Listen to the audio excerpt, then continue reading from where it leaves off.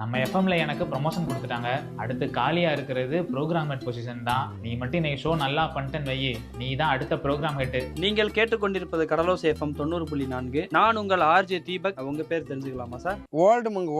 உலகு சார். வணக்கம் சார். இன்னைக்கு வந்து பிப்ரவரி 13, அதாவது உலக வானொலி தினம். நம்ம டாபிக் என்னன்னு பாத்தீங்கன்னா, குடிக்கிறது சரியா தவறா, குடிக்கிறதுனால என்ன கிடைக்குது? எங்களுக்கு வந்து இருக்கிற லோக்கல் சரக்கு தான் கிடைக்குது. தம்பி நீங்க என்ன சரக்கு குடிக்கிறீங்க? ஜுனோவா?